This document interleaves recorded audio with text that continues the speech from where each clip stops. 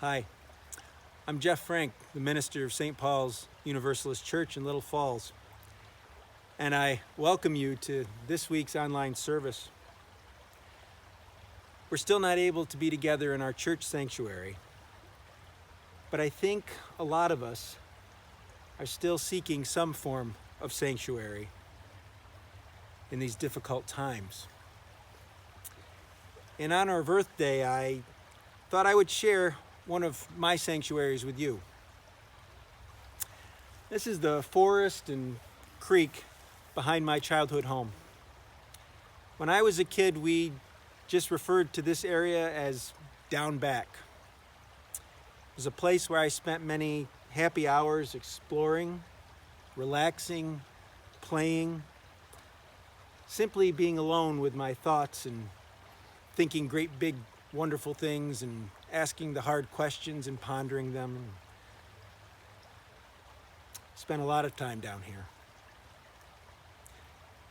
I'm happy to be here with my daughter Natalie, who's recording this and sharing this time with her and with you. A few moments ago we saw a porcupine scamper its way up a tree. It was pretty cool. But anyway, I want to thank you for joining us. We hope that these services provide you with a sense of staying connected and with some degree of comfort in these uncertain times. Our opening music is All Things Bright and Beautiful, played by Mark Bunce.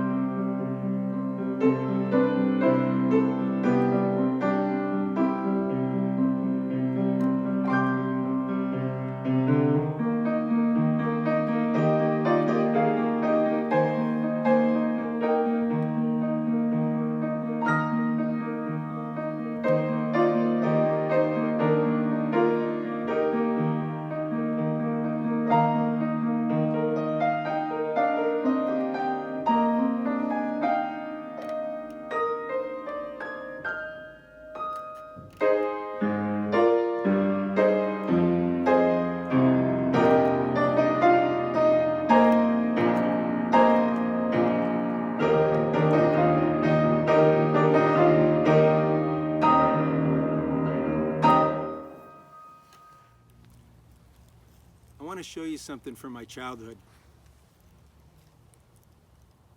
Dinosaurs. Couldn't get enough of them in my early elementary years. That is a model of a Tyrannosaurus Rex. And from what we know, they were the top of the food chain for 21 million years. They, in effect, had dominion over the earth for that time. By comparison, modern humans, Homo sapiens, have only been around for 300,000 years, a fraction of the time. The majority of the world religions tell us that taking care of the creation is our responsibility. In the Judeo-Christian scriptures, in the book of Genesis, it talks about Adam and Eve being given dominion over the earth and its creatures. There have been some over the centuries. There are some today who have interpreted that to mean that we somehow own the earth, that we are called to bring it under control, that this is our God-given right. That's an arrogant view, in my opinion. Our superiority is something that, quite frankly, we take for granted. Consider a microscopic organism is currently bringing this world to the brink of social and economic and cultural catastrophe. Where is our superiority now? It's humbling. But I want to go back to what having dominion means in a spiritual sense. Because another way we can look at it is that having dominion is the Creator calling on us to be good stewards of the creation, to look after it, to take care of it, to preserve it for those who will come after us. You know, when we were first asked to shelter in place, they kept telling us that we needed to flatten the curve, to prevent our healthcare systems and the people who run them from being overburdened. Ultimately, this has saved a lot of lives. But there's another curve that we should be very concerned about. Imagine what the curve looks like as far as our negative impact on the environment. It would be pretty large and pretty scary. Because the truth is, we're not always good stewards of the creation. And if we don't work to flatten that curve, we're going to be in big trouble. Human beings are not separate from the creation. We are an integral part of it. And we ignore that fact at our own peril. Fortunately, people are starting to get it. We observed Earth Day this past week. Earth Day was started 50 years ago to remind us to take care of the earth, our home, the only home that any of us and untold generations before us have ever known. And call me crazy, and you might call me crazy when you hear this, but the thing is that there have been some positive effects to the coronavirus. The air is getting cleaner. People in India are able to see the Himalayan mountains for the first time probably in at least a generation. Dolphins are swimming up the canals of Venice. Will we learn the lessons that this pandemic is teaching us? Will we bring those into the time after? Time will tell. Speaking of the effects of the coronavirus, I want to end with an exercise I came across this past week. You can call it contemplative prayer or meditation or a thinking exercise, whatever you would like to call it.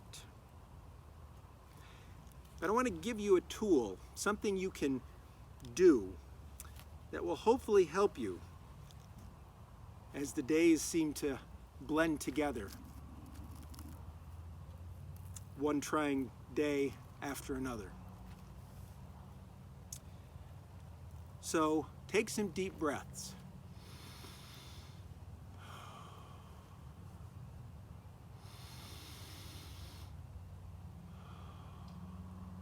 And center yourself. And after you've done that, I'd like you to reflect on 3 questions. First, what did COVID-19 take away from me today? What am I grieving? As I reflect on this, I realize that I am grieving the loss of normalcy in my life, the loss of routine, which I usually don't like having but realize that I need. I'm grieving the fact that most days I feel like I'm on an emotional roller coaster and I can't always get off of it.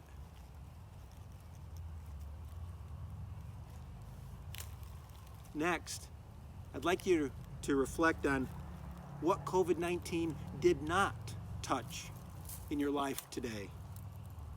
What are you grateful for? I'm thankful for my health, my family, and the fact that all things considered, we're doing okay. Lastly, I want you to think about what COVID-19 gave to you today. What unexpected gift did you receive? You might struggle with that one. How can anything good possibly come from this situation? But it can. I'm happy for the opportunity to revisit this place that meant so much to me, gave me so much joy and insight in my youth. I'm happy to be able to share it with my daughter. I'm happy to look around at the budding leaves and the new beaver dams and the warmer temperatures and be reminded that life is a cycle. Surely we have winter moments, cold and darkness. But we also have to remember that that will end and there will be moments of renewal, like the spring, and hope that better days will come.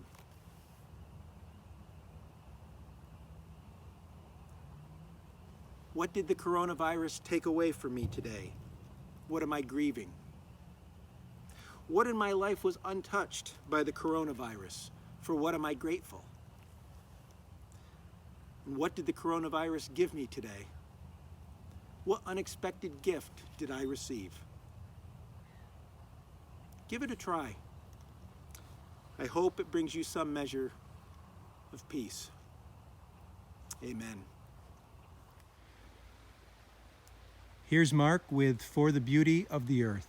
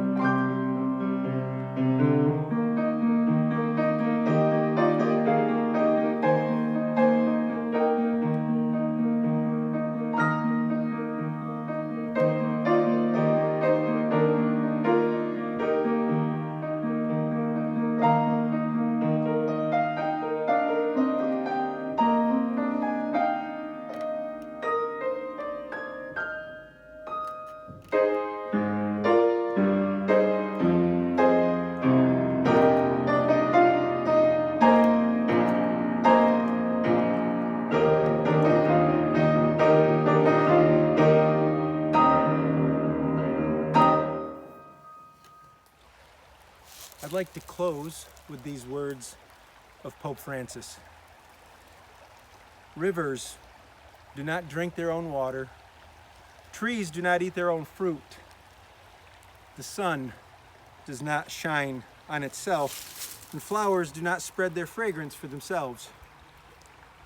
Living for others is a rule of nature. We are all born to help each other.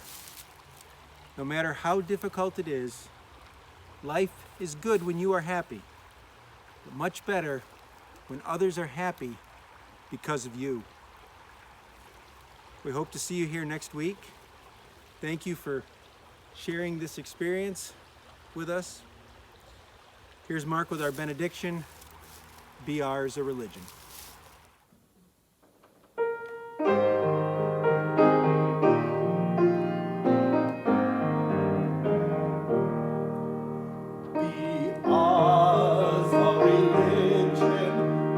Sunshine goes everywhere, its temple space, its shrine, the good heart, its creed, all truth, its ritual words of love.